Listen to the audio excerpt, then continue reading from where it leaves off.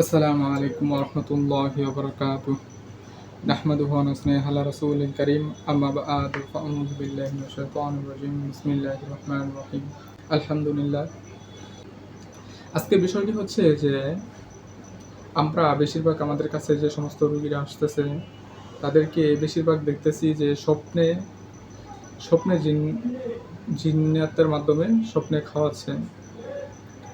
জিনে মানুষকে স্বপ্নে খাওয়াচ্ছে অতিরিক্ত। এখন বর্তমানে যে সমস্ত রোগীরা আছে, যে সমস্ত রোগীদেরকে আমরা বেশিরভাগ পরীক্ষা করে পাই, সেটি হচ্ছে স্বপ্নে খাওয়ানো জাদু। সেটি হোক মানুষ কর্তৃপক্ষ, মানুষও যদি কোনো কবিরাজ বা তান্ত্রিকের মাধ্যমে জাদু করে থাকে, তাহলেও বেশিরভাগ দেখা যাচ্ছে যে খাওয়ানো জাদু। আমরা খাওয়ানো জাদু থেকে কিভাবে বাঁচবো, এটা যেন সবাই করতে পারে, এর জন্য সহজ এবং সুন্দর একটি আমল নিয়ে আসছি।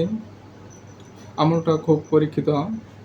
দেখবেন, আমল সহজ এবং সুন্দর আমলগুলো আমাদেরকে কোনো চিকিৎসক দেয় না। আমাদের চিকিৎসকরা, বেশিরভাগ চিকিৎসকরা আমাদের আমল দেয় বিশাল বড়, বলে যে মানজিলে আমল করতে হবে 33 আয়াত, 79 আয়াত, এগুলো আয়াতগুলো পড়তে হবে। আসলেই আমরা ছোট্ট আমলের দ্বারাও এই বিপদ থেকে আমরা উদ্ধার পেতে পারি, কিন্তু সঠিক চিকিৎসা এবং সঠিক পরামর্শ কেউ দিতে চায় না, বা সঠিক আমলগুলো কেউ দিতে চায় না। আমি আজকে ছোট্ট একটি আমল দেবো, আপনারা সকলেই খেয়াল করে বুঝে আমল করার জন্য চেষ্টা করবেন ইনশাল্লাহ। আমলটা হচ্ছে, আপনাদের আগে প্রথম অবস্থায় আপনি বুঝতে হবে যে আপনি স্বপ্নে খাবার খাচ্ছেন কিনা।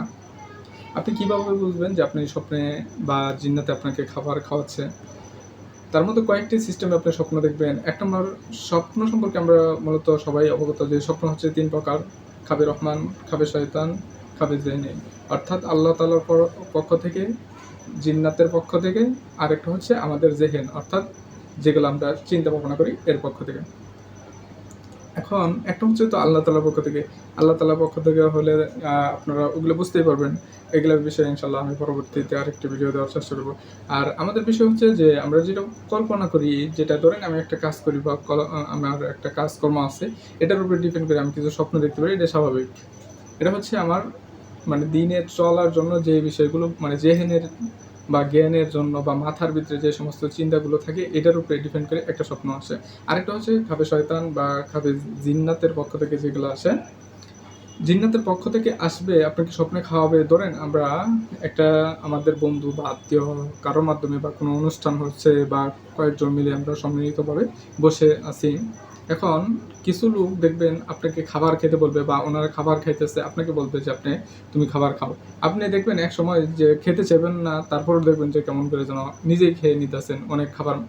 স্বপ্নটা এমনভাবে উপস্থাপন হবে যে আপনার মনে হবে যে এটা আমি বাস্তবে দেখতেছি, বাস্তবের মতো মনে হবে। এই স্বপ্নগুলো, এই সমস্ত জিন্নাতগুলো আপনাদের এইভাবে দেখাবে।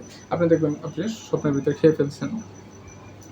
আপনি খাইছেন তো বিপদে পড়ছেন। যদি আপনি চিকিৎসা না নেন, তাহলে আপনি এক ধরনের সমস্যাগুলো আরো ভয়ঙ্কর রূপে আক্রমণ করবে। আপনি যে সময় এই খাবারটা খেয়ে নিলেন, আপনার কি কি সমস্যা হবে তার মধ্যে কয়েকটা সিম্পল আমি বলে দিই। একটা হচ্ছে যে পেটের সমস্যা হবে, 2 নম্বর হচ্ছে মাথা সবসময় ভার থাকবে। পেটের সমস্যা হবেই 100 মধ্যে 100%, সেটা হচ্ছে। আর একটা হচ্ছে মাথা সবসময় সমস্যা থাকবে। আর এই জাদুগুলো, খাওয়ানো জাদু কয়েকটা ক্যাটাগরিতে হয়ে থাকে, যেমন অসুস্থতার জন্য বেশি করা থাকে, বা শরীরের প্রত্যেকটা অঙ্গ প্রত্যঙ্গের যেন সমস্যা হয়, চুলকানি হয়, বা আপনি যেন নামাজ না পড়তে পারেন, সমস্যা যেন হয়, মাথার ভিতরে যেন অ্যাটাক করে, দুশ্চিন্তায় যেন পড়েন, সবসময় পেরেশানিতে যেন থাকেন, এই ধরনের জাদুগুলো বেশিরভাগ খাওয়ানো হয়ে থাকে। এখন জিন্নাতে থেকে যেন এই খাবারটা যেন না খাওয়াইতে পারে, এর জন্য এই আমলটা করবেন। সর্বপ্রথমে কি করবেন? সর্বপ্রথমে আপনারা এশারের নামাজের পর ঘুমের আগ মুহূর্তে আপনারা 3 বার পড়বেন, আউযু বিল্লাহি মিনাশ শাইতানির রাজিম, আউযু বিল্লাহি মিনাশ শাইতানির রাজিম, আউযু বিল্লাহি মিনাশ শাইতানির রাজিম। এটা আপনারা 3 বার পড়বেন। এই 3 বার পড়ার পর আপনারা সরাসরি আয়াতুল কুরসি পড়বেন।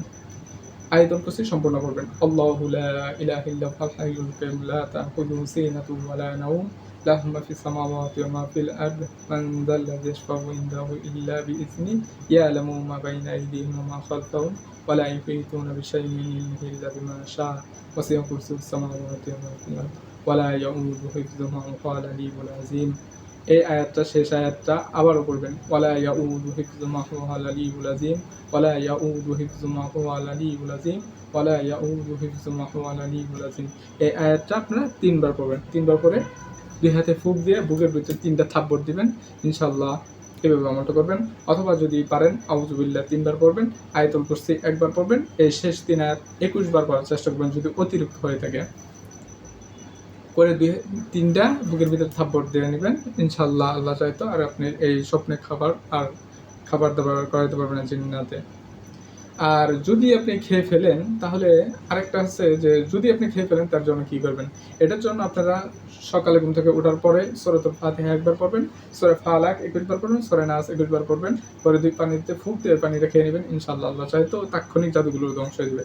আর যদি এই জাদুগুলো পুরাতন হয়ে থাকে তাহলে কোনো একটা চিকিৎসকের মাধ্যমে পরামর্শ নিয়ে চিকিৎসাগুলো নিয়ে নেওয়ার চেষ্টা করবেন। ইনশাআল্লাহ আল্লাহ চাইতো আমলগুলো সঠিকভাবে এবং সুন্দরভাবে করার মতো আল্লাহ তাআলা তৌফিক দান করুক।